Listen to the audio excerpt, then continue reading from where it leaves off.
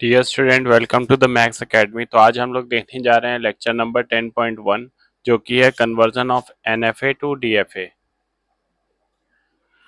तो यहाँ पे हम देख रहे हैं, जैसे हमें यहाँ पे एक एनएफए दिख रहा है।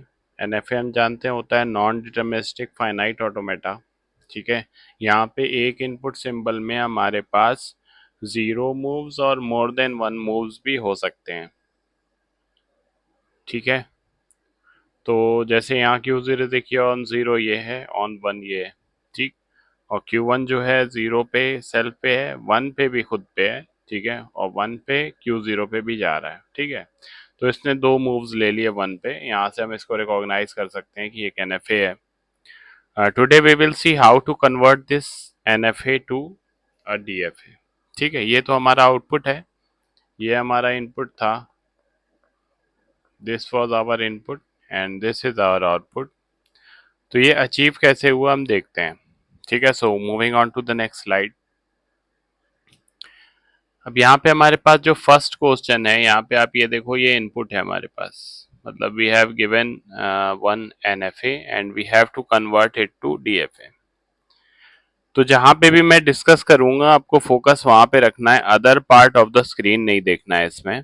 ठीक है, तो आप देखो यहाँ पे, जैसे ये एनएफए है हमारा। ठीक है, एनएफए मैंने बताया जैसे अभी थोड़ी देर पहले कि देखिए इसका ट्रांजिशन 1 पे सेल्फ पे भी है, 1 पे दूसरे स्टेट पे भी जा रहा।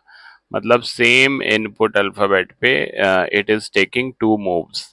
ठीक, तो सबसे पहले हम क्या करेंगे कि जो हमारा एनएफए होगा उसको हम ट्रांजिशन टेबल उसका ड्रॉ कर लेंगे। ठीक है, we will draw the transition table for that. अच्छा, यहाँ पे आप देखो, जो फाइनल स्टेट है हमारा वो Q0 है। ठीक है, और एक और ऑब्जर्वेंस हमारे क्या हो सकती है कि Q0 is final as well as the initial, क्योंकि हम जानते हैं कि जिस भी स्टेट पे ये एरो हमें ऐसे दिखती है, वो स्टेट हमारा इनिशियल होता है। तो in this particular case Q0 या Q0 जो भी आप कह लें, is both initial as well as final. तो इनिशियल के लिए देखो मैंने ये लगाया। ठीक है, और चूंकि ये फाइनल भी है तो इसलिए हमने यहाँ पे स्टार लगा दिया। ठीक है, कुछ लोग यहाँ पे भी कॉन्सेंट्रिक कर देते हैं या उसको कुछ नाम दे देते हैं, फाइनल स्टेट को QF वगैरह दे देते हैं, वो भी ठीक है।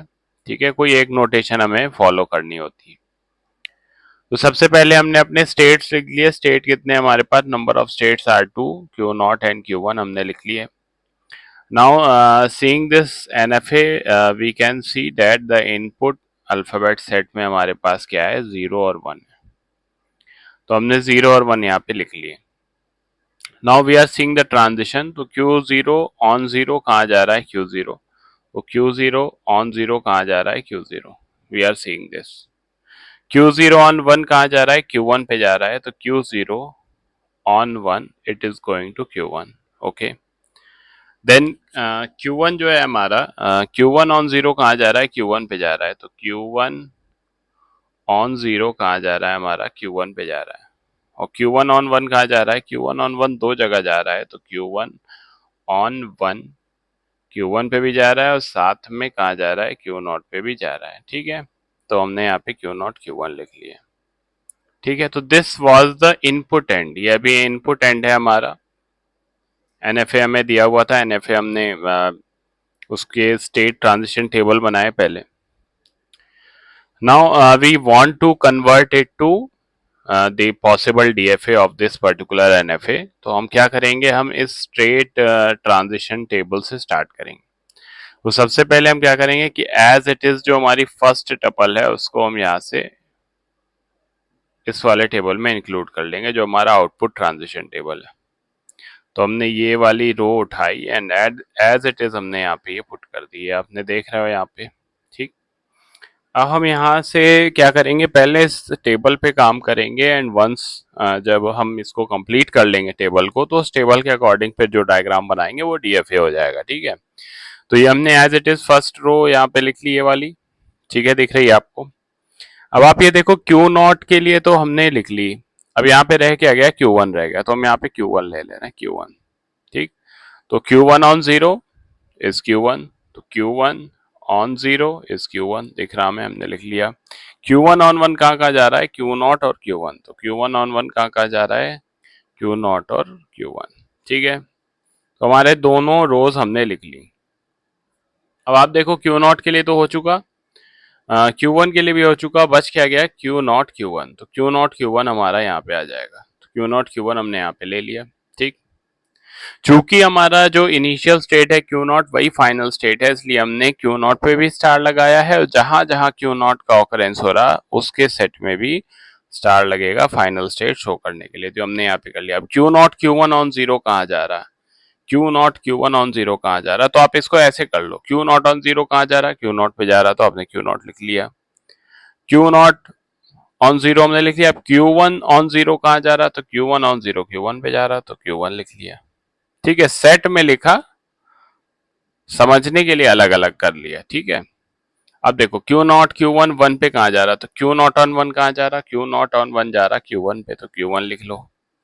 क्यू वन ऑन वन कहाँ जा रहा, क्यू वन ऑन वन खुद पे जा रहा, और कहाँ जा रहा क्यू नॉट पे, तो क्यू वन तो पहले से ही लिख चुके हैं, तो बार बार लिखने की नीड नहीं है, तो हम यहाँ पे क्यू नॉट लिख लेंगे सिर्फ। ओके, अब हम क्या करेंगे कि ऑन, अब देखो आप यहाँ पे क्यू नॉट क्यू वन भी हमारा क्या हो गया, कवर हो गया। अब कुछ भी ऐसा यहाँ पे हमारे पास नहीं है जिसके लिए हमने यहाँ पे ट्रांजिशन डिफाइन ना किया हो।